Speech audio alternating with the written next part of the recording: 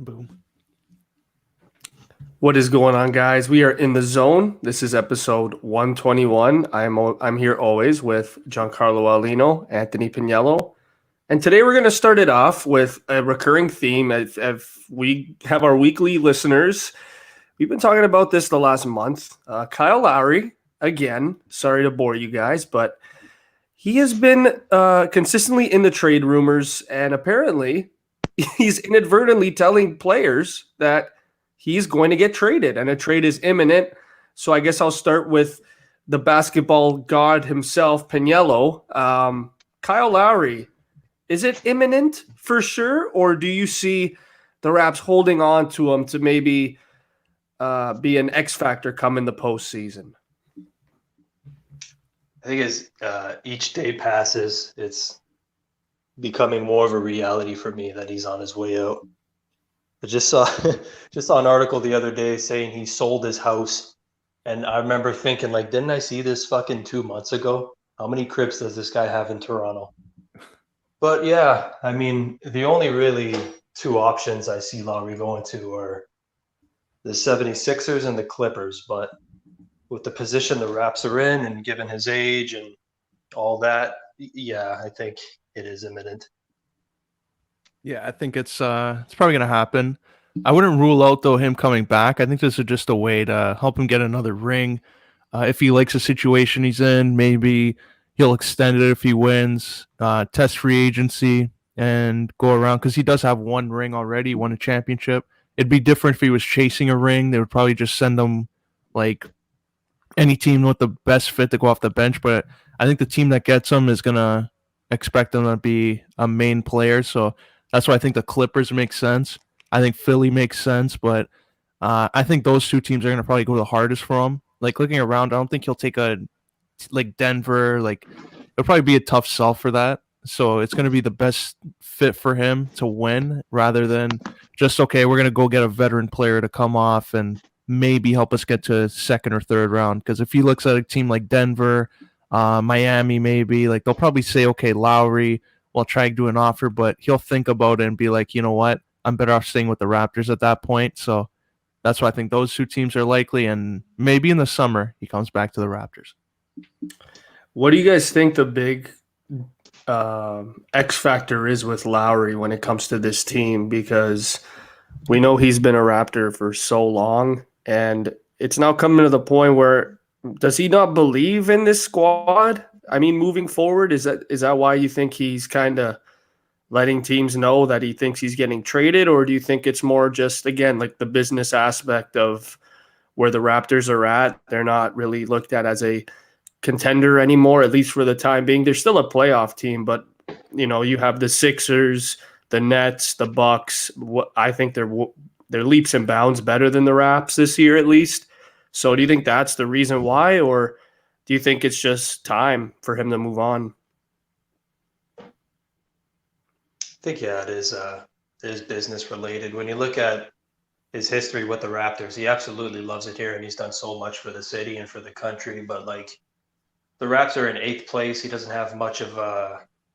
If it stays like this now, we play Philly in the first round, and then Brooklyn one spot higher. So like, the Raps were a good team, but I don't really. Age plays a big factor too. We don't know how many more years he's gonna keep going here. So I like what Aulino said. If he can, chase another ring for a year or two and then come back and possibly retire with us. But for now, I think it's a good business decision for him to move on and go get that second ring.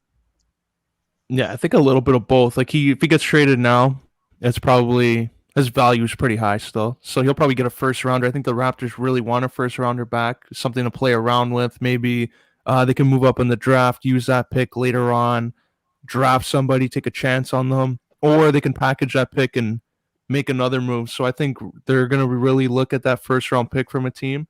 That's why the Clippers probably leaves them out because they don't have a first round pick for the next decade. So they'll probably look at that. The Clippers, like, are there any young guys on their team that can help the Raptors? Shai Gilgeous-Alexander, when they got traded for Paul George, that would have been a guy ideally, but I don't think they have that right now. So it's going to be on a lot of potential for them. And maybe if he wins with the Clippers, it would probably allow him to say, okay, the Raptors, it helped them, this trade, maybe go back to them after a year or go to Philly and continue to win another ring. But I think this is just for Lowry to get a second ring.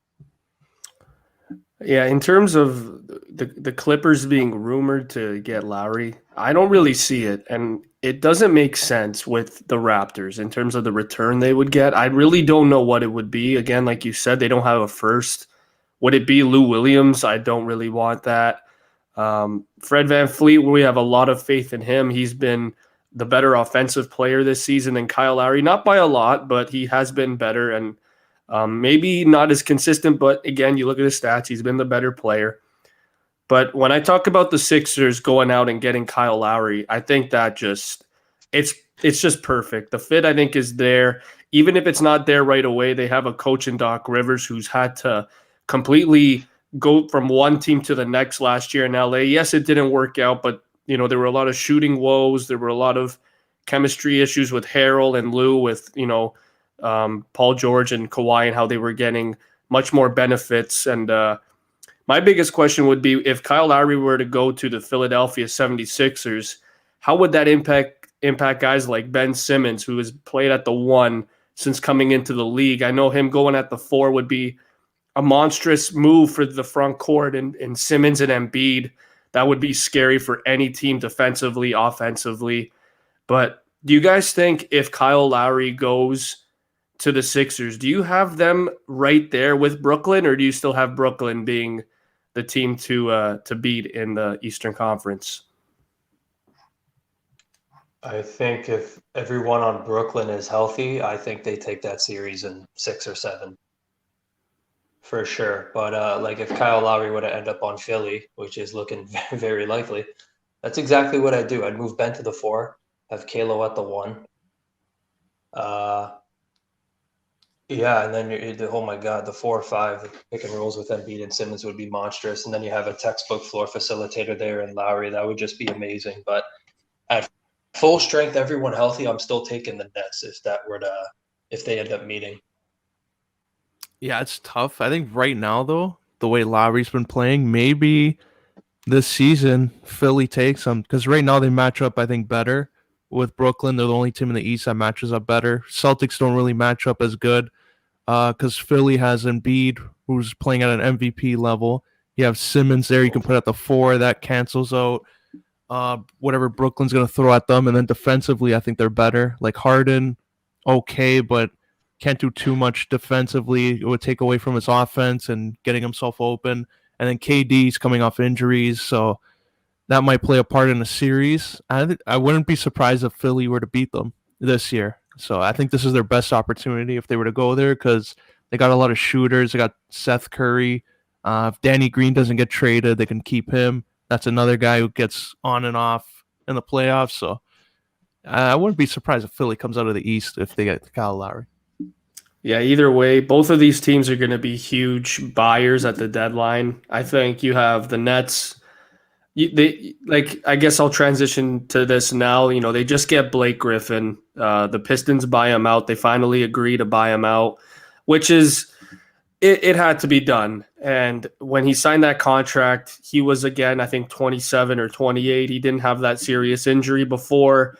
He had his injuries in LA, but they weren't super, super, super serious. The one that just happened, basically, I won't say ruined his production as an offensively gifted player, but again, no dunks attempted this year.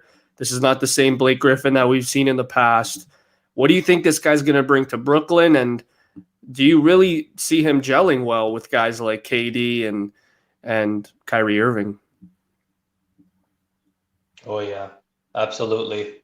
I think the last little while he'll play like every other game because he's had a lot of injury issues. But playing in Detroit, when you got guys like fucking Ellington and Mason Plumlee around you, and you're at the bottom of the standings, I can't imagine that Griffin was motivated to go to work every day. Now you look around and you got James and KD and Irving and his old buddy DJ. He can come in and be the 4th or 5th guy, him and Joe Harris on that second unit there. So, God forbid if he could stay healthy and he's motivated to play, I think he could definitely add to that lineup. Yeah, I feel bad for Dwayne Casey the most. Poor guy goes to Detroit, thinks he's getting this great team. They have Blake Griffin. He's going to have this guy they can really build around and have fun with as a coach.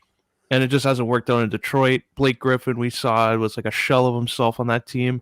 Maybe now he's going to be motivated. We'll see the Clippers version of him again. It put up like 20 plus points again. Those highlight reel dunks that we saw, used to love watching from him. So maybe this could be the best thing about his career. Wins a championship in Brooklyn if he's lucky, and then as a free agent, he can go wherever as a best fit, cash in. So this is probably the best move for him right now. It's a last resort probably too, because if this doesn't work out, he could be looking at like a Boogie Cousins situation where a lot of teams might not want to take a risk on you because of your injury history. So he's got to take advantage of this and hopefully win something. Yeah, it's amazing to look at this team 2021. Can you just imagine this team in like 2015? Like it's hilarious. They're all superstars in 2015, and you look at how Blake Griffin has kind of transitioned to more of a modern day big. He's kind of molded his game. If you look at him now, he's kind of looking more like a Kevin Love. Taking a lot of threes. His dribbling's gotten better. Even his passing, he's kind of always been an underrated playmaker. So Blake Griffin, I think going to Brooklyn, I think it would absolutely benefit guys, like DJ, a guy that he sits in the paint and he does what he does. If KD wants to be a little bit more selfish, which you will obviously see, and same like another guy, James Harden, I think is leading the league in assists this year. He's become a lot less of a selfish player. I never thought I'd be saying that. Kyrie Irving, I think out of all the guys, takes the most shots. But he's okay with that. We all know how specially gifted he is. But Blake Griffin coming to this team, if he can play like he did 2 years ago when he averaged, I think it was 19 and like 6, then this team is scary. Like you said, you even have Joe Harris coming on the second unit who can drain about 2.8 threes a game.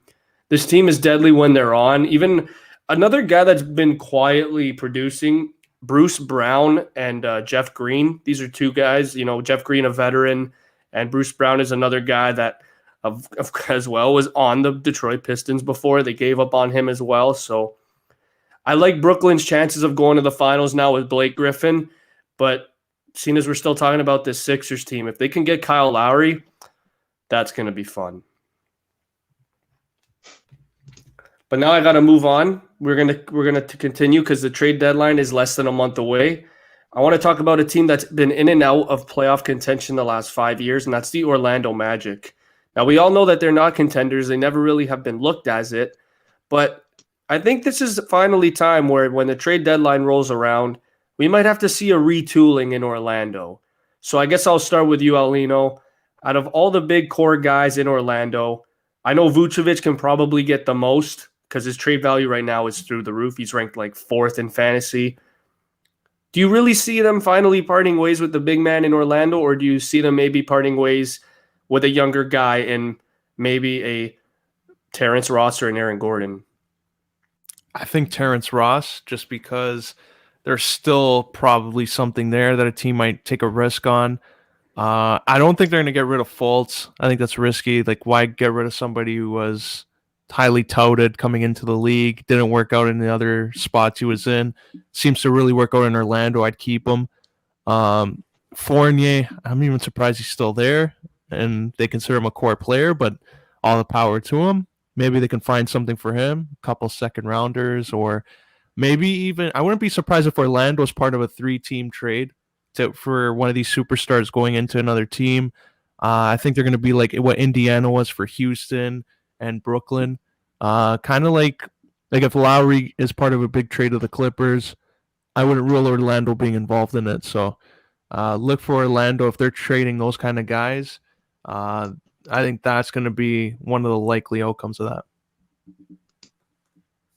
I want this team to just do a full-on fucking rebuild. I look at them and they're just they're not interesting at all. Like, they'll win some games here or there. They may squeeze into the playoffs, but like right now they're close to the bottom of the standings.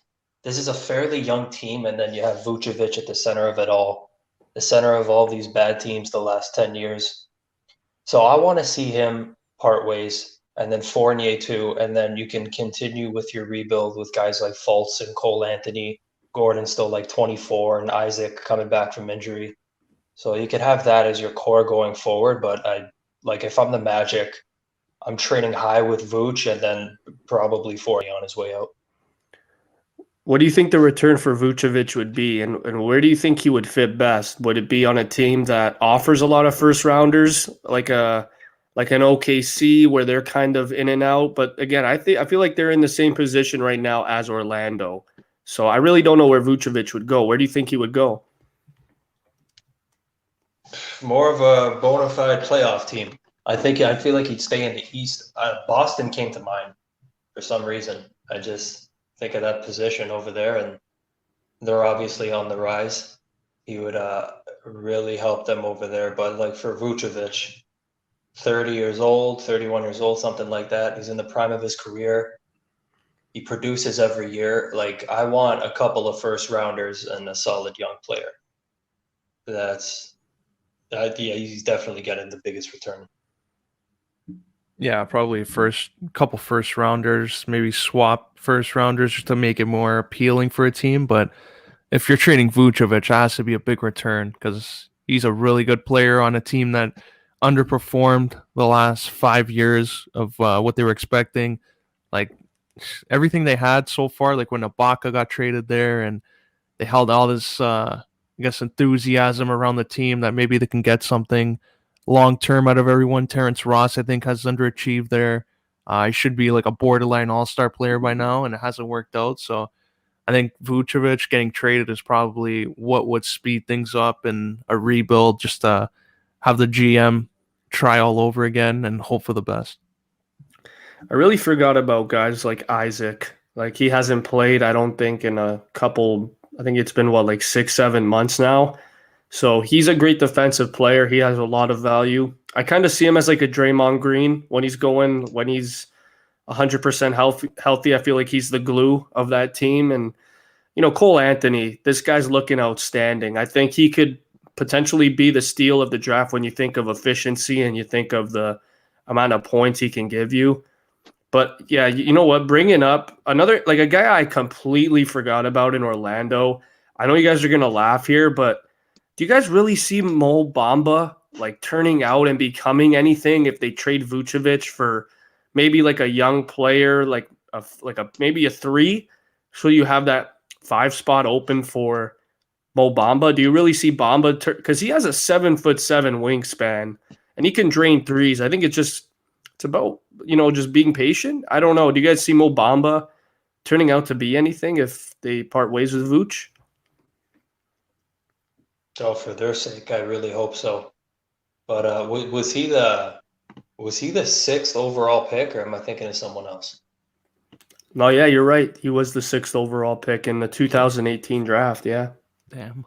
All right, so him and then Isaac at 6th overall. Like, I really don't think they have anything to lose. If they're gonna go through with that, then they got to nail on that Vucevic trade. But then going forward, like, you're not really expected to do anything after that if you go down that path. So for their sake, I really hope he pans out. I like what I see. There's obviously tons of room for growth, but yeah, I think I'd wait a few years on that one. Yeah, I think it's still too early to tell with him. He's one of those players where it might take like 5-6 years before you start to see a lot more development, and then I don't know, it's just going to come down to situation. What kind of team Orlando's going to be in the next couple of years is going to determine how much developed he is as a player. The coach giving him more opportunities. So he's one of those guys where it's going to be a while before you really see what he's capable of. Yeah, another team. Okay, go ahead, Pagniello. Real quick, I just thought of what do you think of Vucevic and Charlotte? Because we brought this up last week with trade rumors, and they got a ton of guards over there, and if they were to package one of their guards with a couple of first rounders, I think he would fit beautifully in that offense. Oh, that'd be dope.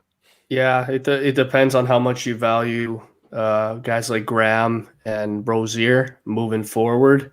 But Vucevic right now, you look at the level of play, he's an all-star. And some people were saying, I've seen memes on the internet saying, why is this elementary school teacher an all-star? Like they're calling, he looks like a teacher and it's funny. I think it was Flight. He's like, I don't know who Vucevic is. I have no idea. I've never heard of him, which is, I think that's blasphemy. This guy's been well known for years now. But yeah, you know what? Seeing him in Charlotte with an upcoming guy like LaMelo Ball, he's probably an all-star as soon as next year. You have Gordon Hayward, who's looking like 2015 Gordon Hayward all over. And if you can somehow keep Graham or Rozier in that and still get Vucevic, then yeah, they're a top 5 team probably in the Eastern Conference as soon as next year. But you got to look at the salary. You have Zeller, Biyombo, and Vucevic, and I don't know if you want 3 of those centers on your team with that salary. So if they can manage to get rid of one of them, maybe through buyout or just like a salary dump, then yes, I would 100% do that. But when you look at it, who really wants Zeller or Biyombo? Oh my God. Joe Johnson got Bismack that deal when he was playing the 5. Fucking ate him up in that series. Yeah, he owned even Cleveland too in a couple of those games in the playoffs, getting 21 rebounds and 10 points, and it was, I think he almost triple doubled one game. I think he had like 10 points, 20 rebounds, and like 8 blocks. Oh my God. Good times. Legend. Absolute legend. But I was going to say, moving on to a similar team like the Magic, I want to talk about the Sacramento Kings. Now, Buddy Hield has not looked good, and he's been also in trade rumors the last 2 years. I don't think he's been as happy with the team's success. Harrison Barnes, his contract is kind of high, but he's having a great season. So if you're Sacramento, are you trying to ship him out as soon as possible with his trade value as high as it is, or are you trying to maybe trade a little bit more of a disgruntled star in Buddy Hield? Oh, I think I'd go with, I think I'd sell Harrison Barnes high. I've always been a fan of him ever since Golden State, but I don't know. I just got way too much faith in Buddy Hield that this is gonna pass, and he is that player that we've seen in the past. Like him and De'Aaron Fox, that's a solid fucking backcourt for the future. They stole Halliburton. That was another steal in the draft there. Yeah, I would roll with that backcourt going forward, and maybe sell high on Barnes. Yeah, with Barnes, I wouldn't be surprised if we see Golden State maybe make a run. It'd be a nice little return for him. Go back to a system he knows. I'm surprised he didn't go back to them as a free agent, but if you're looking at all the teams there and Clay's out, might as well, if you're Golden State, get another guy like Harrison Barnes to come in. It would there's no learning curve because he knows what he's doing with Curry. So if Golden State really want to make a run, that's a name I would go after. Yeah, that's definitely this team. I look at them and they're very interesting. You have I've seen reports now that Bagley wants to get traded, but the market for him apparently is very small, and he hasn't lived up to the hype. But again, he's battled injuries the first 2 years of his career. Do you guys see maybe even Marvin Bagley getting a new start as fresh at the age of 21 years old, or do you think they got to kind of pump the brakes with the expectations with Bagley? Yeah, pump the brakes. Pump the brakes, yeah, maybe just a little bit, but I think we're coming to a point with him now where it's like if we don't see some sort of progression within the next 2 years maybe, then maybe you could start bringing certain things up. Because I guess his free throw percentage is not good. He'll get eaten alive on some nights. But I don't think he's regressing. I just think like it's just not fully there yet. I think he's going to be one of those guys. It's not like Mo Bamba, but like 4 or 5 years down the line, he's just going to continuously improve his game. It's Sacramento. The West is fucking tough. I just think they need more. I would want to add to that team, if anything, instead of Yeah, I liked selling Barnes, but I just think if they added like one or two more pieces, they'd be in pretty good shape. But with Bagley, I give him a couple more years. Yeah. Well, pretty much nailed it there. Here's another team too that I want to quickly discuss. The Phoenix Suns. They're ranked second now. Last year we were asking ourselves if this was before Chris Paul, with Booker and Aiden and the emergence of stardom with both of them, if they'd be a playoff team next year. And right now, you get Chris Paul, and the whole narrative of his whole career is wherever he goes, they turn into a playoff team. They improve tremendously, and they were even saying during All-Star Weekend that Chris Paul might be the greatest leader of all time. I think that's a stretch, but he is an outstanding leader. I think this is a bold prediction that I'm looking at, and I could easily see it happening. I could see a reunion with the Phoenix Suns and PJ Tucker. I think this would be a great fit for them. Acquiring PJ Tucker, it'd be safe. It'd be a smart move. Again, you got to remember he's a cheap option, and he can provide that great defensive game. So, do you guys see Phoenix as the second seed, maybe adding a guy like a PJ Tucker, or do you just see them maybe staying as is? Yeah, I'd like to see them add another depth piece for sure. They're going to need it if they're going to take on some of these big guys in the West. But yeah, Chris Paul's one of those fucking old school guys. It doesn't matter where he goes. If he's on the team, they have the chance to go far, and that's basically his entire career. You see what he's been doing for Devin Booker. Ayton's been having a nice year. Sarge has been balling out the last little while. So they got some pieces, but Chris Paul going over there just fucking changed everything. Yeah, PJ Tucker would be a nice low risk, high reward type thing. They wouldn't have to give up, I think, too much because Houston, they're in rebuild mode. So I think if they go after PJ Tucker, it helps them. They could stay the same, but like realistically, would that really help their chances in a West like as stacked as it is right now? Probably not. So if you can get a piece like a PJ Tucker off the bench, another veteran like that, I think it can only help you long term. Yeah, I agree. And another team that's very similar, and I feel like they need to add to their front court is Utah. They're in first, and we know the season they've had. Bogdanovich, he can play the 4, he could play the 3. He's been going off. But if you guys had to pick a guy, maybe I'll throw his name out here because he's been involved in trade rumors.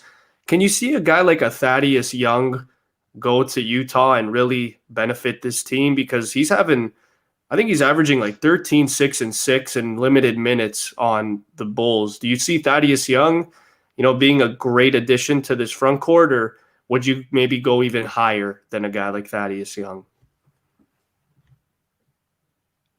I'll go higher, mainly because, Chris, you know this. I'm not a fan of Thaddeus Young at all. He's an addition. I don't think he'd be one of those guys to like put them over the top, or however the fuck you want to word it. But I think the biggest thing for Utah right now is Mike Conley has been playing consistently all year. Gobert's been having that defensive player of the year season he's been having the last 3 fucking years. And Mitchell just continues to progress. But when the playoffs come, like, I don't know, to me, even though they're in first and they're fucking killing this year, I think they're in the same spot when they get to the second round. Do you really see guys like fucking Royce O'Neal locking up LeBron James in the playoffs? Like, I don't know. It's tough, man. I tried to laugh there. That was hard. Royce O'Neal. Oh, fuck. Yeah. That's why I think they'll probably get Drummond. That's a guy they'll probably look at. Because you add to that court there, defensive with Gobert, Drummond. I think that might help them a lot. God. So I think Drummond's the guy they're going after. Drummond and Gobert. Holy shit, can you imagine that on the court? You're not taking any threes in that game. Mitchell will take like 30 threes. Oh my God, for real. I mean, that's a smart move. If I'm LeBron and I see that move happen, I'd be like, are you effing kidding me? Like, Davis will now drop like 9 and 5. But I don't see that. I don't see that making sense. With Gobert's stupid contract at like $200 million, and Drummond would probably have to get like a DeMarcus Cousins deal for that to work. But we all know how, like, Drummond, I love the guy, but his ego is through the roof, and he wants, I think, a max contract regardless of any team he goes to. So don't see that working out. But I do agree with Pagniello. I think Utah, regardless, I don't know if they're gonna be a contender when like May, June comes around. But is there anything else you guys want to talk about with ball? Oh, did you guys see that dunk contest? Oh, the nice brutal. Little tribute to McGrady instead of Vince Carter. Nice little touch, but no, that guy had some impressive stuff. Anthony Simons, pretty good. Trying to kiss the rim there. I like it. Yeah, that was jokes. That was a fail, but it was jokes. There it is. Hold that up. I love the first dunk. Cassius Stanley, when he went through the legs in midair and dunked it, and Oh yeah, that was nice. The only guy that liked it was freaking Kenny. Everybody else was not like yeah, that's okay. And Kenny's like, no, that's a 10. What are you talking about? It's a 10. And he got like 3 8s, 1 9. I actually think Stanley got robbed, to be honest. I mean, even in his second attempt, when I think he screwed up, I think 2 dunks, so then he had to do a basic one. I just felt so bad for him. But do you guys think Obi Toppin got robbed of this trophy? Take that, buddy. I think they all did a good job considering. Like, it was kind of rushed, actually, watching it. I think this should have been where the 3-point contest was. They should have swapped it, because a 3-point contest, they seemed like they had a lot of time and had a lot of buzz around it. This was in halftime, so I don't know. It was like, let's get through it as quick as possible. We just want to have it just for the TV thing, and that's about it. I think it was rushed, so you couldn't really get that reaction that the other dunk contests have had, like last year when Aaron Gordon got robbed, and in 2016 when Aaron Gordon again got robbed. You got that reaction that you wanted from fans, and you got people talking. This one, it's just like, yeah, let's hurry up. We have to get through halftime. We only got a certain amount of minutes left. Get through this commercial. Let's award the thing. You won. That's it. That's nice. Let's get the hell out of here. I think it was rushed. The dunk contest for me, it's either everyone's talking about it for the next month, or it's the most forgettable thing of the fucking show. It's basically a hit or miss for me. Just because you'll have certain guys, like, not to knock anyone, but if you like, when you have guys that miss like 3-4 dunks in a row, and then it's taken up so much time, and the crowd's just kind of sitting there like, holy fuck, let's go, man. And then you don't get those authentic reactions. Like, picture like Vince Carter fucking up 3 times before he hit his dunk. It would have been totally different. Yeah, I agree. So that's why for me, like, it's awesome stuff, but for me, I'm more of a fan of the 3-point contest if I had to pick between the two. Oh, easily. The way the league is going too, everybody shoots the 3. The participants could really change every single year. I do like that too. Like, I saw, I think it was, I don't know if it was CJ or Clay, but someone joked about Curry, how like this should be his last 3-point contest, the way it went. And I think he missed like 2 shots in the whole thing. He's the 3-point god. He's the best shooter of all time. If anything, you should start maybe changing this award to the Steph Curry 3-point contest, like if you really wanted to honor him. But yeah, I agree with Pagniello 100%. Like the slam dunk contest, if there are no fuck-ups, it's amazing. It's very hype, especially with, a live audience, whereas with this one, it was a lot harder. As well, you got to remember, like, these guys are young. I think Simmons is the oldest at like 22 years old. And all these superstar all-stars are watching you courtside. I think that also took a toll on those guys. Like, I read an article that Obi Toppin was like starstruck when he was doing it, because you had guys like Levine, Harden, LeBron, Kyrie, all these guys, Paul George, all these guys just watching courtside. And it's like, their dream is to be in the NBA, and you have all these superstars around you watching with no fans in the audience. I just feel like this year, I think it was the best of what it could have been, but I don't know what's going to happen moving forward, because my brother specifically said, you look at the dunk contest in 2016 with Gordon and Levine, and I don't think anybody can ever top that dunk contest ever again. And you can't really see new things in the dunk contest. So I really don't know what to think of this. I don't know how much longer it's going to go on for, but I like the 3-point contest way better. Oh, that's a hot take. It is. You know what? I wanted to quickly say too, because the All-Star game this year, I just felt like it was one of the most lopsided All-Star games in recent memory. Just you look at the did you guys see Chris Paul, Lillard, and Curry and Giannis? Those guys absolutely killed Team KD. It wasn't even close. They won by 20 points.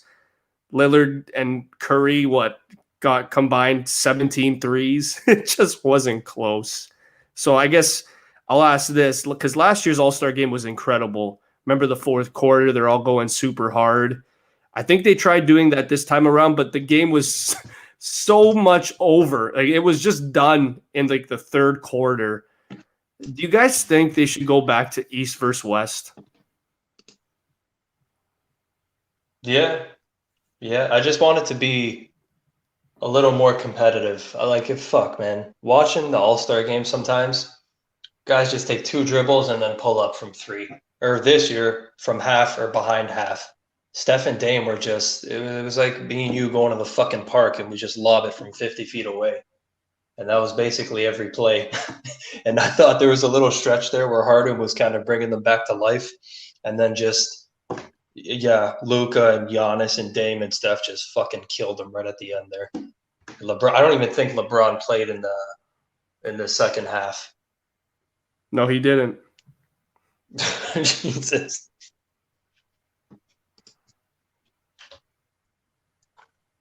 Yeah, I don't even think they wanted to be there, to be honest, all those guys. I think it was just mandatory by the league. No one really tried. This is probably the All-Star game where they went out, they did them a solid, and then once the negotiation starts for next year, they're going to expect the league to repay them for it. This is going to be brought up in the summer meetings. So I hope the league got what they wanted out of it, because they're going to probably have to pay for this in the players as soon as this season's over. Because clearly they didn't want to be there. They wanted this whole weekend scrapped, I think. It probably would have made sense because this season's been so condensed. I just don't think that going forward, if you do East versus West, it would make much of a difference. I think they took that whole idea from the NHL with the draft. It's kind of been a nice touch because of NBA. Like, you get to see which player wants to maneuver around. Some contracts come up, so it's like their way of tampering a little bit and letting everyone know about it. So I think this is something, the draft is interesting. It brings some excitement. And probably the next thing is if they make 4 teams instead of 2. So we'll have 4 captains and they all choose their own team and have a little tournament out of it. That's probably the only thing I can think that would be different going forward. Yeah, I'm not going to lie. When the NHL All-Star game, when they did remember when they did the players and they picked their team, and I thought that was really cool. But I think now it's getting to the point with the NBA. It's more of like a favoritism. We've seen it like this year. KD picked his teammates. LeBron picked his teammate last year in AD.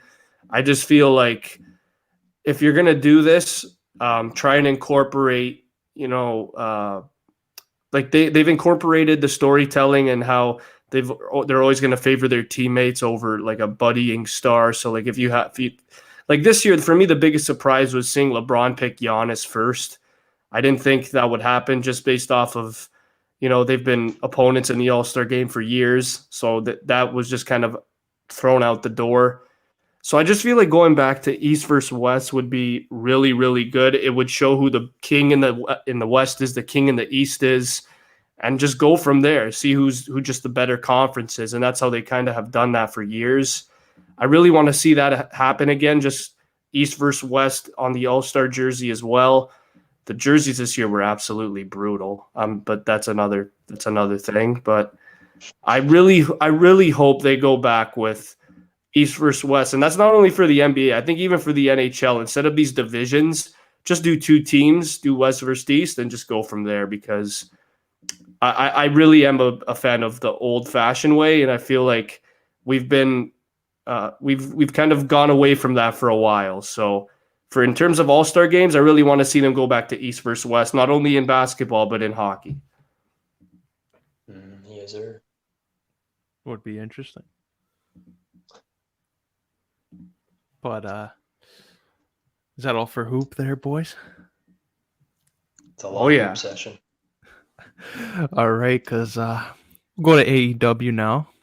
That weekend, they had their own little pay-per-view on Sunday this time. The ending to this pay-per-view was a main event that they've been building up. Kenny Omega was creating this ring. It was going to be a barbed wire exploding barbed wire death match, because that's safe. And Kenny Omega was going to take on Jon Moxley, who loves these kind of matches, and he's going to prove that this is the way to go. He's a better wrestler. He's a better performer.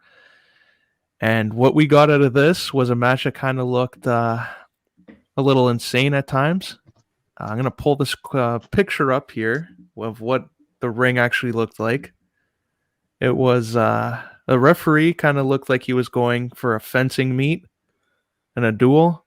We had Kenny and Moxley battling it out here.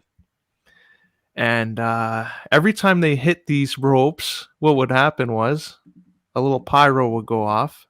If I can get this pick up here in a sec. Oh, there it is. That would happen. Fun. Safe. Exactly what you want. 2 of your top guys risking getting blown up in the middle of the ring. And then what happened at the end was, after Kenny won everything, they teased that this whole ring was going to blow up, and this is what happened. Well, it's the big.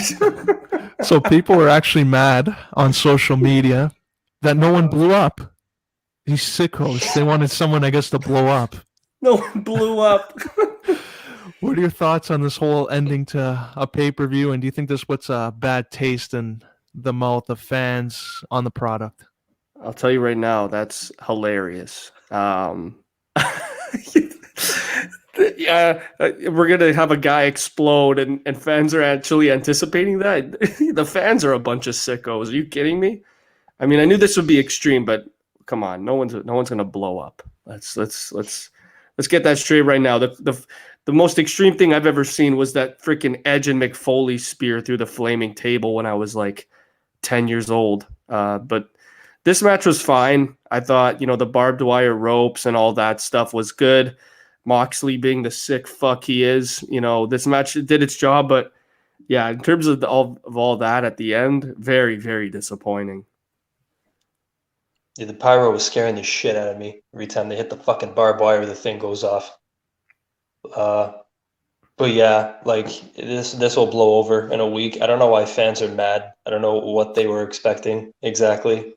This is right down Moxley's alley, but I don't think they want him to die. So this is fine for me. The only thing I had a problem was, I knew obviously, why are you gonna explode the ring? That's stupid. I don't know what they're expecting. They should have done something different with the camera angle, make it look like kind of what Orton did on Raw when they did that spot with the Fiend. Have maybe the lights go off and then Kenny come out and start laughing and be the heel that he is and thinking, yeah, you actually thought this ring was gonna explode. I had you all fooled. Just end the pay-per-view like that. But the way they actually played it out is that they're mad that the explosion didn't do the job that it did. I don't know what the fuck they wanted to do here. They wanted, I guess, more pyro and be more high risk, but yeah, I think they didn't have to overdo it. I think that's what fans are going to remember from this pay-per-view ending. That's why I think they should maybe change something going forward. If you're going to promote something like that, have a camera angle in mind to change up. But another thing they did here at this pay-per-view that a lot of people were kind of skeptical about was this. You got Christian Cage, TNA music and everything, making his debut. This was a Hall of Fame caliber signing they talked about. So, Chris, I'll start off with you. Does this move the needle at all for AEW? Yeah, it does. It completely changes the outlook of the company for me. And not only was it Christian Cage, it was also Paul White now coming over. And, they said that they wouldn't add a lot of WWE stars moving forward, but it's hard to because WWE has been around forever. And we've seen Christian move before, Christian Cage now. We've seen him move to TNA in 05, back when his run with Tyson Tomko in 05 didn't go as well with WWE. So, I'm really not surprised. The last we saw him was again with Edge at the Royal Rumble, but I just had a feeling that maybe he wanted to wrestle and Vince didn't let him. Vince just said, you know what, maybe we don't want to risk you getting injured. And then he goes to Tony Khan, and of course he's probably open for it because he wants to make as much profit as he can. At least this is still very fresh in everyone's minds, AEW. So getting a veteran like Christian Cage, look at this. He's an absolute beauty. He could be a manager. He can be put in a feud with the likes of Matt Hardy moving forward. Hangman Page, if you want to put him over. Darby Allin. There's a lot of options. But I want to see Christian Cage go up against Chris Jericho. I just want to see that happen in AEW. I feel like that would be outstanding. So for me, this is definitely a thumbs up for AEW, but even more for Christian Cage, because I still know that he still has a little bit more to bring to the table. Watch none of them end up wrestling. Christian and Big Show and all the old WWE guys will just form some big fucking corporation. But like, Christian's one of those guys too. Like we were talking about it last week or the week before. Like guys like Sting and Edge and Daniel Bryan, and they've all been injured for a long time. And the passion that is inside them just brings them back to work hard and get back to the ring. Christian's in that category. It was like, when was the last time? 2014, 2015, when he was in the ring. It's been like 5-6 years now. And I think the guy's pushing 50. He looks great, though. He's always looked great. He's in good shape. So, yeah, I'm positive he's got a lot left in the tank. But, yeah, I'm excited to see where it goes from here. Better move the fucking needle. I mean, the guy, for me, is a first ballot Hall of Famer in WWE. He's been around forever, so it's a huge sighting. Do you think they kind of dropped the ball here, that he just came out, signed a contract in the ring, didn't cut a promo? I think they, like looking back at his TNA debut, they actually put it out, I guess, to troll them. They put out his debut, and the crowd response and the promo that he cut that night was amazing. It's a different time of his career. He was like probably 30 at the time. And now at a 46-year-old Christian Cage in AEW, could have had this great passionate promo.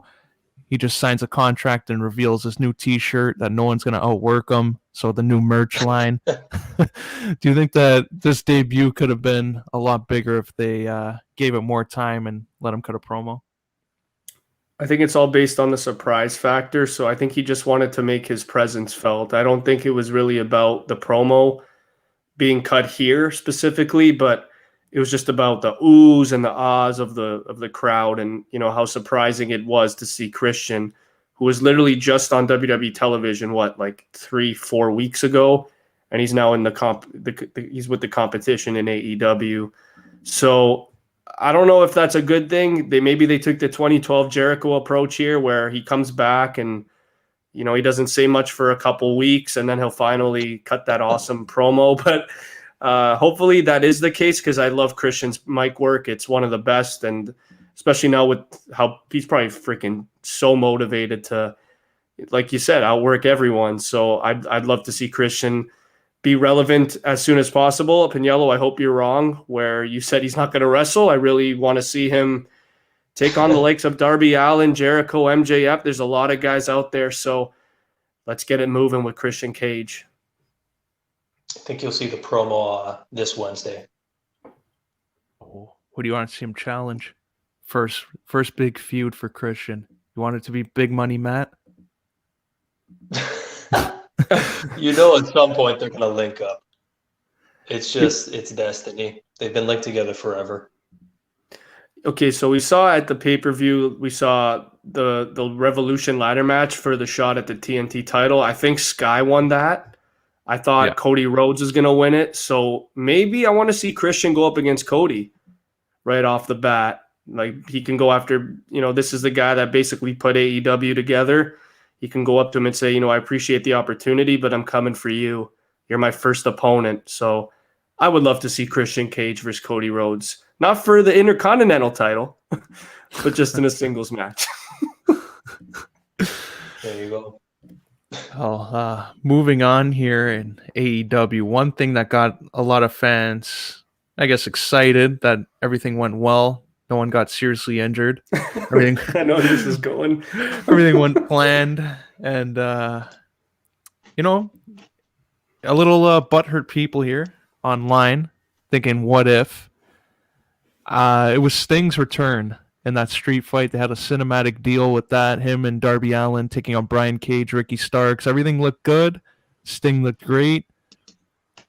But the one thing that people are talking about is why Sting is cleared to compete in AEW and looks like he can do well, and WWE didn't let him do so. So what are your thoughts on this? Do you think that they should have let Sting compete in WWE? We talked about it a bit last week. I just feel like the direction the company was going in at the time was kind of halted for a guy like Sting. You have guys like Lesnar, you have guys like Undertaker, you have guys like Seth Rollins, who at the time had both the titles, and everything was kind of revolving around Seth. Even Cena in 2015 was still putting on unreal matches. Kevin Owens was a up-and-coming god in 2015, beating Cena clean. So I don't know. I feel like Sting going to WWE in 2015 was very risky, and we all saw that the whole build for him coming back was to face Triple H. And that match, it was fun. It was a big nostalgia act, but it did its job. But Sting losing still made zero sense to Triple H. I still, to this day, can't wrap my head around that creative decision. But it was absolutely great to see Sting come back and align with a guy like Darby Allin. Like I said, look at the two. Look at them. They're literally, it's like Sting's protege. He's 23 years old. He's the TNT champion. If they really wanted to make this work and go for maybe a long-term feud, you could have Sting go after the TNT title, but I really don't want to see that happen. And I love this match. I think it was perfect scenario, kind of like what we said about Undertaker AJ last year. I really thought that this was the best it could have been. And, what we saw, Darby Allin's a psycho, doing the coffin drop just from almost anywhere all the time, the bumps he takes. He basically looked like Sting's son in this match, which was hilarious. But yeah, Aulino, I'm going to say this right now, couldn't have gone any better. Yeah, check out this bump that he took. They launched him like a fucking stunt dummy through glass, went right through that, and then he did the coffin drop after this. So I think Darby Allin, they did a good job with him. He looked good.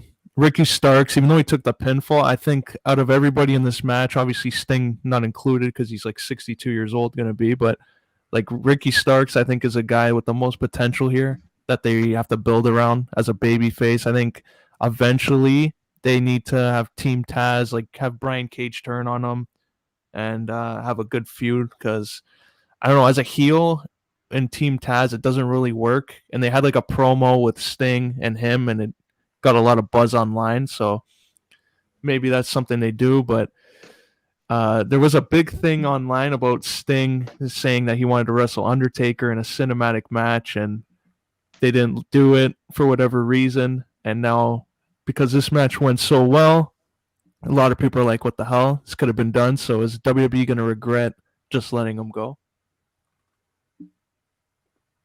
Take it, Pagniello. I think, man, they had the chance though, because I think they will regret that with Taker specifically, because like when you think of dream matches at the time, especially at Mania 31, like Taker was a bit of a rebound from 30, kind of hard not to rebound from that, but I don't know, the match with Triple H, it's not like they didn't try with him. He should have won that match against Triple H, and then he got fucking hurt right away, taking on Rollins. But I don't know. I think like now he's in much better shape, and he seemed a lot more motivated. And I just, from the two experiences in WWE, maybe I don't know if giving him the green light at that time, I think Chris said it before, it just wasn't the right time with all of the superstars they had. But when you look at AEW now, it's I think it kind of works now. But I don't think Sting's going to be like, I know he wants to keep wrestling. I don't think it's going to be a weekly thing though. Maybe like every month he'll get back in the ring. I get a picture on Wednesday every fucking week. I just love the way that the cinematic matches have made some of these superstars, continue their aura and their character and elevate them, like Sting and Undertaker. A year ago, when I saw the Undertaker versus AJ Styles, I think this was before they promoted it as a cinematic match, and we had no idea what the hell that even meant. When we saw it come in the main event of the first night, and just how it was presented, it was just perfect. And especially a guy like Undertaker or Mark Calloway or whoever the hell you wanted to look at him in that match. We've known him as the biker, we've known him as the dead man, and the fact that they tied both of those characters into a cinematic experience with a guy like AJ Styles, it was incredible. And the same thing here, Sting. We've seen it, like we've known him so long as that dark mythical guy, not in WWE, but in any other competitive promotion, TNA, WCW. Sting was always that dark mythical creature like an Undertaker. So the fact that Tony Khan, Cody Rhodes, whoever really set this up to have a cinematic experience with Sting, and a guy like Darby Allin, who just won the TNT title, and this is an up-and-coming star. I think Allin, Page, and MJF are like probably going to be top 10 wrestlers for the next 10 years. So they have gems in those three specifically. This match, again, like I said, it couldn't have gone any better. Even the fact that now you have AEW and TNA aligning, and a guy like Brian Cage. This guy's also kind of like a Bobby Lashley when you look at everything that he's kind of accomplished. So I want to see him eventually maybe go after the AEW title again. We all know how it went with Moxley. It wasn't a great match, but again, I will continue to say this match was perfect. It hit home just like Undertaker last year. Aulino, they're definitely going to regret Sting and Undertaker for sure now, especially with the cinematic match being a thing, but it was just bad timing. Undertaker in 15 wasn't his best self. Sting in 2015 wasn't his best self. And again, Owens, Rollins, Cena, Wyatt, all these guys were there at the time. So at the time in wrestling, whether you want to believe it or not, age has become less of a big factor, and it's more about timing. So just keep the good times coming with Sting and Taker. I mean, Taker's probably done now, but if you can get a couple more cinematic matches out of Sting, then this signing will be, for me, thinking of it being a fail to a huge success. Yeah, I think more like just imagine last year at this time if they did that, like take out AJ and put Sting. Could have maybe had Kane involved, and they could have done something crazy. But looking back, maybe continue the dream matches, I guess, because now in AEW, Sting's there. Maybe when his contract's up, when he's 65 years old, he'll go back to WWE and they'll go again, get the old timers going. Because now, like guys like Tully Blanchard wrestling at 67, anything's possible. So maybe there's still hope there. But going on to WrestleMania, because they had a nice little commercial the other day that they're back in business. So they're gonna have fans for both nights. It looks like night one's gonna have like 20,000. Night two can have another 20. So if you're booking right now, I guess WrestleMania, what are the matches you hope main event night one and night two? Oh, take that away. So now there's going to be fans in the building. You have to, I guess, I was going to say Bianca and Sasha for one of the nights, but no, you have to do Roman and Edge now.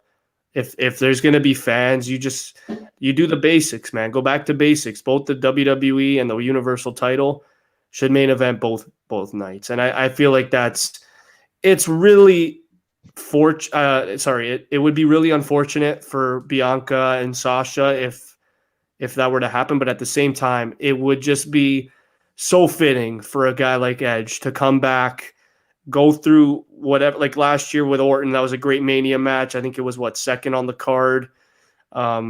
But man, what a treat that would be for night one if we saw Roman Reigns and Edge close out that night. And I don't think Edge has main evented WrestleMania in 11 years.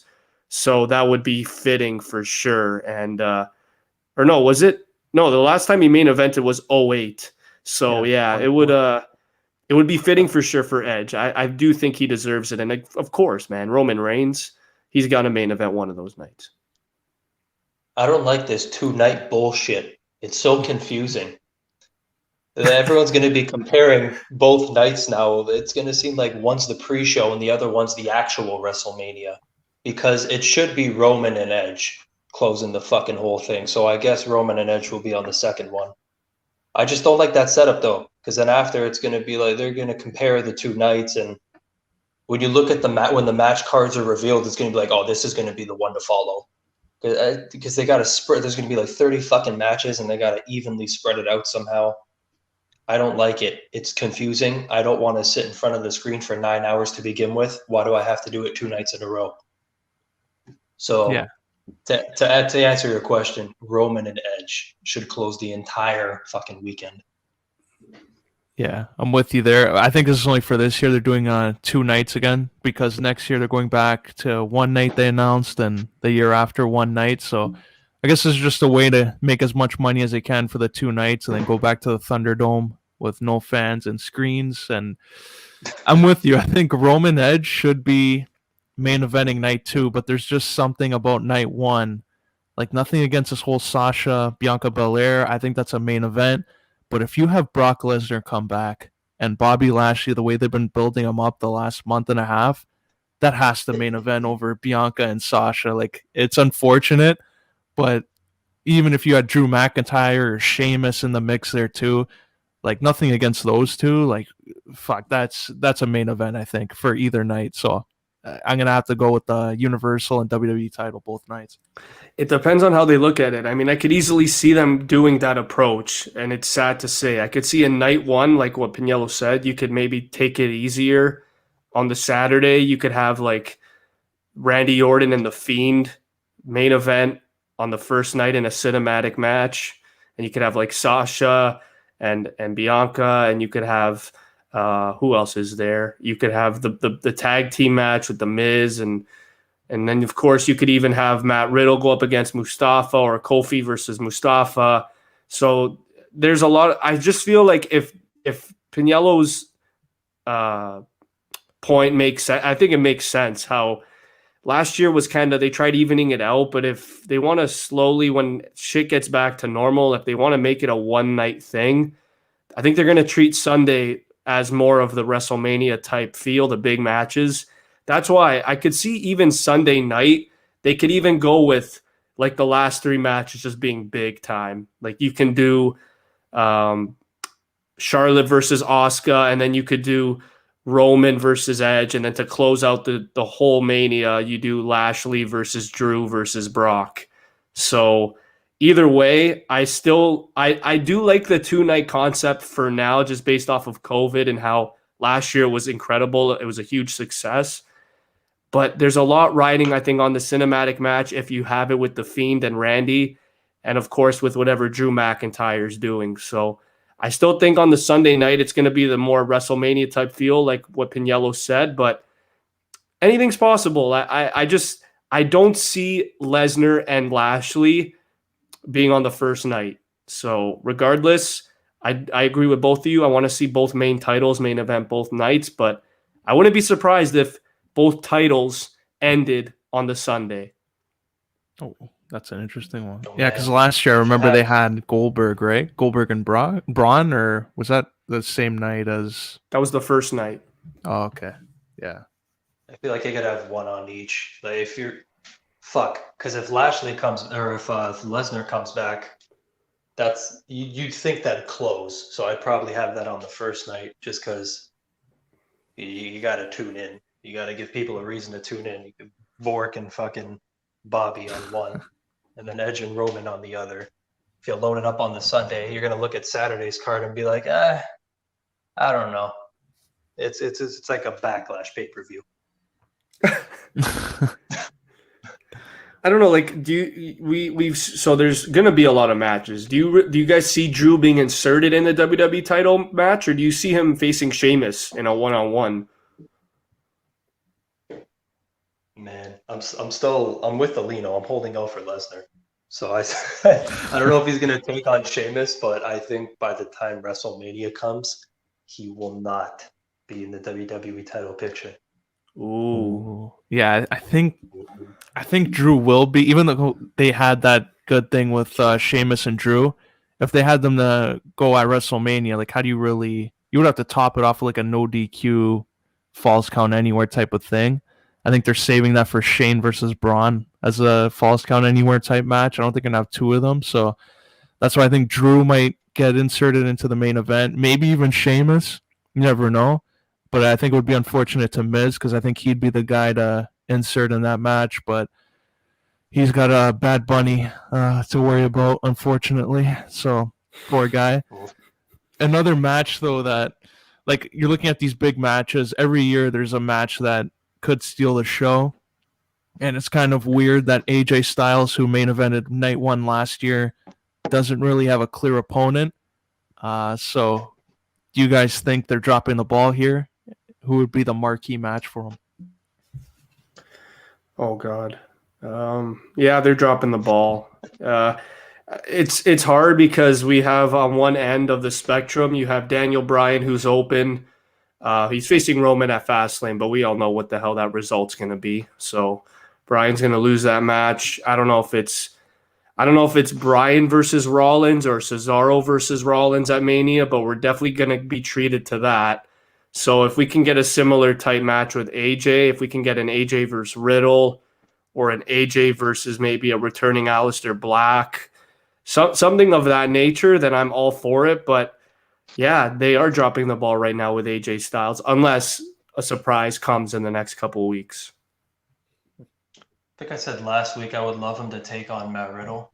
I don't know if it'll be for the U.S. title at that time, but like, AJ for the last little while has just kind of been floating around. He's been putting on nice matches, and he's always entertaining to watch, but he's not in a serious program, and it's kind of weird to see with him because he's been the focal point of a lot since 2016. So I think either way it's going to be a drop off because like you're fucking closing WrestleMania with The Undertaker. You're not going to live up to whatever the hell you do after that. So I just want to see him inserted into something at this point. Yeah, I saw somebody throw this out there on social media yesterday, and I was kind of disappointed to see it. I hope they removed their tweet, their post, everything. They said Triple H coming back to take on AJ. I fucking hope not. But no, please no. Oh my God, why? It's bad enough for getting Shane. I don't want to see. No, please no. Yeah, no. Save the game for another time. No, please. Are you serious? No, man, come on. I don't want to see that. We're trending there. As it gets closer, you're going to keep looking at him like, AJ's not doing anything. We can't just throw him against someone. We got to bring Hunter back one more time.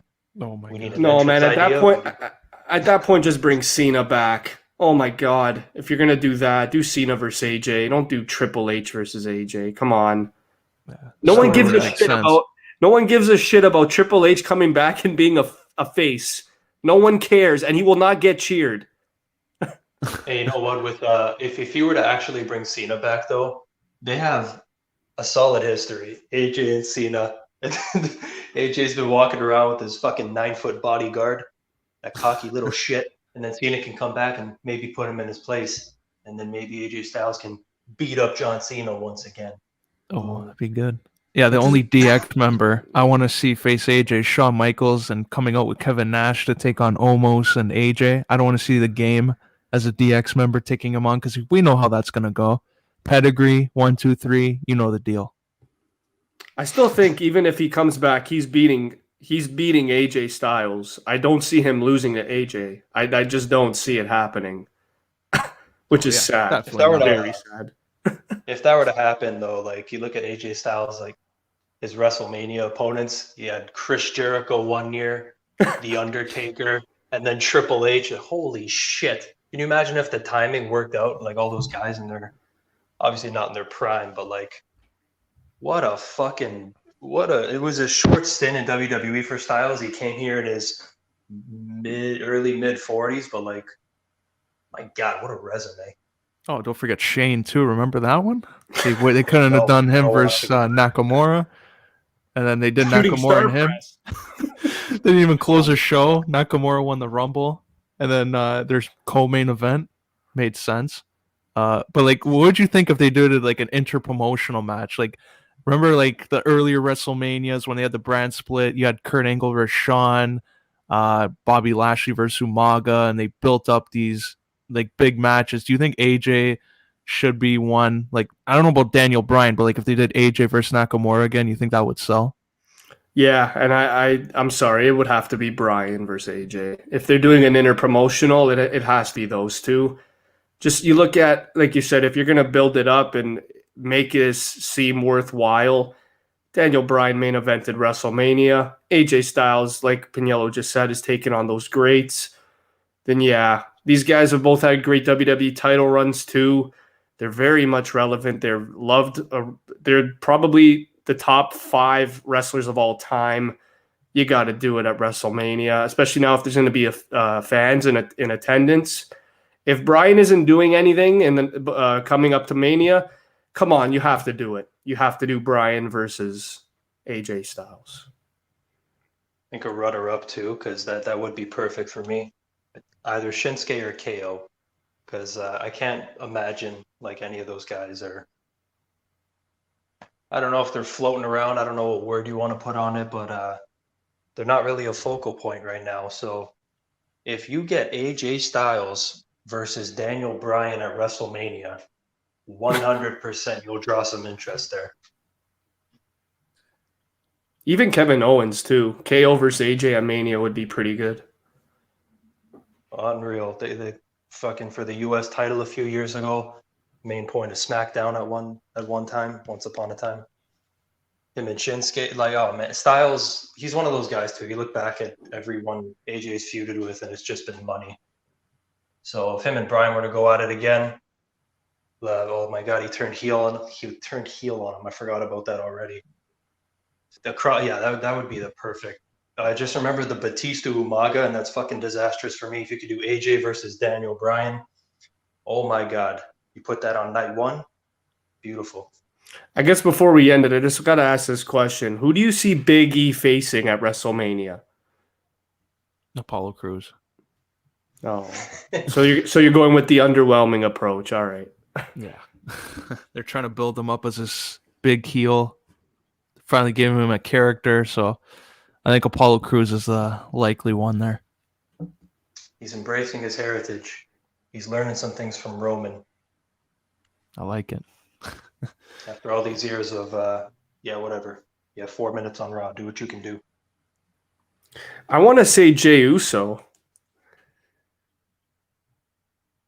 Right. Ooh. I wouldn't mind seeing, you know what, with this, the last, 5 months, maybe 6 months, the way Jey Uso and Roman, they kind of been going at it when making Adam Pearce's life miserable. Adam Pearce, give him one little match, one big time WrestleMania moment, have him and Jey Uso on night 1. Can you just imagine though, like we've talked about, like we just mentioned AJ Styles when he's feuded with people, like the story's been incredible. Can you imagine because man, the history with Jey Uso and Big E, it goes back to 2014. So if you could intertwine that tag team storyline into a singles intercontinental title match at WrestleMania, where there are supposed to be big plans for Big E and there's supposed to be big plans for Jey Uso, I feel like this is a feud that I can see happening, but no one else really sees it actually working out. But I could easily see this happen come WrestleMania for sure, if they're not going to go with Apollo Crews. They'll probably put that in the pre-show then. Unfortunately. Yeah, they've had some of the greatest tag matches ever. They had like a 6-month stretch where it was the New Day and the Usos. So, man, that would be a serious payoff. You take 2 guys from those tag teams, and they get a WrestleMania match together. That would, man, that's pretty deep. That would be amazing, actually. Yeah. But serious question: where is the other Uso? Is he out long term? Yeah, I haven't heard of him. I think he's injured Okay, still. there it is. Because Jay's been running for a long time. It's been months, him and Roman. And I just think at the back of my mind, when the fuck is his brother coming back?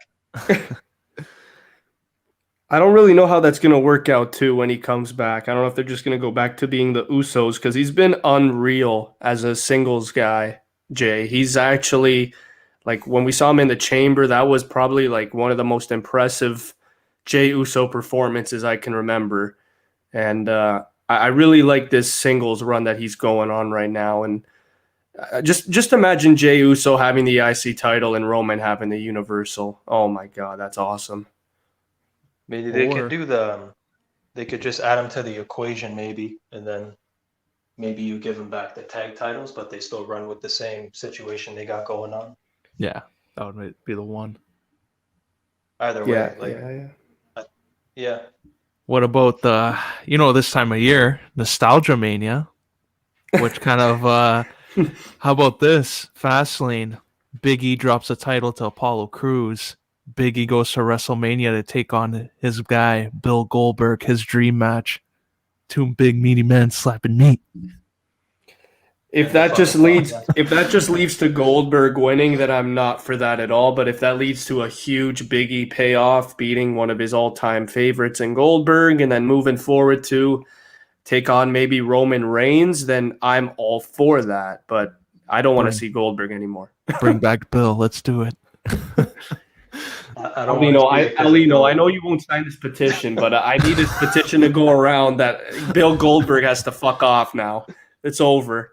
He lost clean to Drew. He barely made it out of the ring limping. It's over. It's done. The pop is going to be massive when he goes to AEW. When he's 55, strolling in, the pyro will actually work at that time. Just imagine the TNT pop he's going to get. Everyone's going to be Goldberg fans at that time. Looking forward to it. This time next year, all the Goldberg fans, they'll be coming out of the woodwork. Can you imagine Goldberg goes to AEW? he has a feud with the Inner Circle and Jericho and MJF, and they do the whole taser approach again. The Streak V2. I could see MJF, if it were to be someone to tase Goldberg again, it would be MJF. We're better to learn it from. Chris, protect me.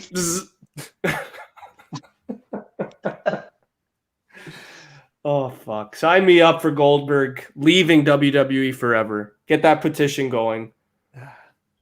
He's money. You guys in your fantasy booking. Might as well just send Brock over there too. Fucking take him out in AEW. Party's over, Grandpa.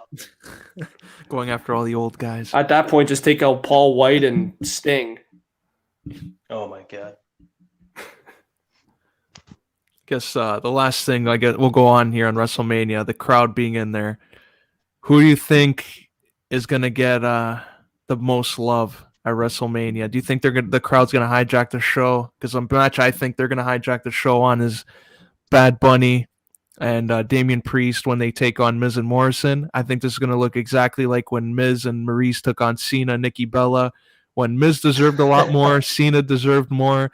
They put them in together just so he can propose to Nikki Bella for a reality show, and the crowd wasn't having it. So I think this is going to be a repeat. I think poor Damian Priest is going to feel slighted a little bit, but that's a situation he's in. Is there any surprise you think might happen with a crowd involved? Randy Orton gets more cheers than The Fiend. I think that's happening. I just feel like he deserves it too.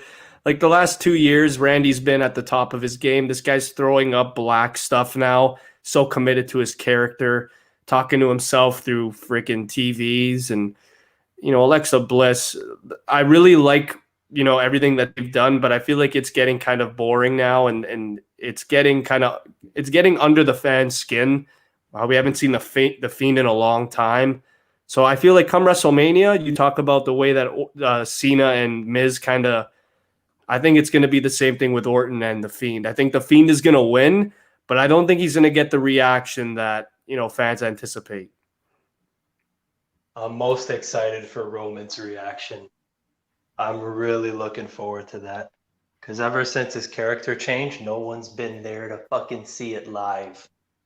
The last time we saw Roman, it was 12-year-old girls fucking shrieking and fucking wetting their pants. Now every time he would take on someone else, you'd hear, yeah, from the opposite opponent. Now I think Roman's going to get those cheers. All the grown men are going to be fucking cheering for him. Even with Edge involved in that? They're both going to get cheered, I think. Edge is one of those guys where the place will fucking blow off the roof. But for Roman, you're not going to hear fucking teenage girls as much. They're going to hear a lot of the guys like us are in there are going to appreciate everything that he's done. And they're going to be like, I fucking love this heel turn. And you're going to hear a lot more dudes in there. Yeah, I agree. Even with the Orton one, I actually, you know what? As you were saying and talking about that, there's going to be a moment in that match. I think it's inevitable, him and Alexa Bliss, because every week Orton's just going to probably be like, you know what? You could have been in my corner instead of the Fiend. Could have went to the big time with this new character we both have, but you decided to, you know what?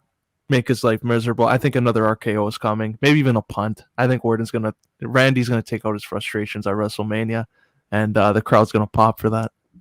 I guess I'll end with this too. I see Cesaro getting a huge ovation come WrestleMania, especially against a guy like Seth Rollins, where he always gets cheered, but I guess with this character, when he came back and he brought back Burn It Down, a lot of people thought he was going to turn face, but he's still he's still the Messiah.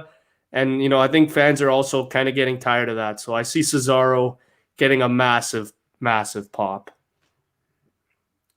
I just hope everyone gets that reaction where it's like they haven't seen everyone in like 5 years.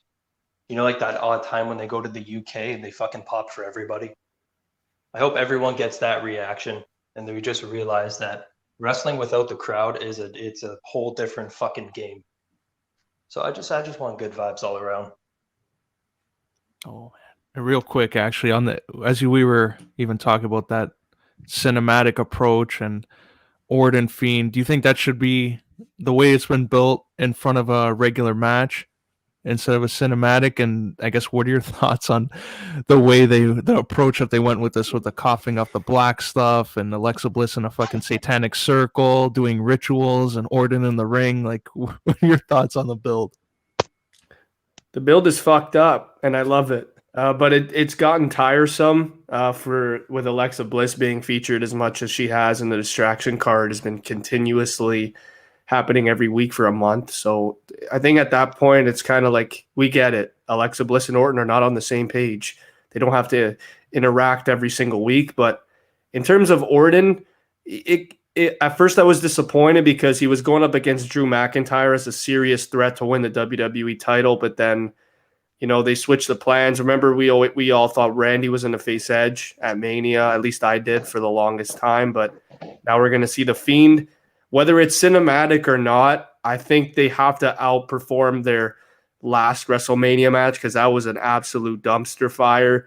Orton getting that RKO out of nowhere and just halting Bray Wyatt's WWE title run to a month was disappointing. But I feel like they have a lot to prove here. If we see a sicko Randy come back, and the Fiend, I guess he's now the face, which to me still, it's going to be weird to see when he comes back. But I do see Randy Orton and the Fiend not having a cinematic match. It's been going on for a while, but I like the build a lot because it means at the very end of it, Alexa's going to get a nice boot to the fucking head.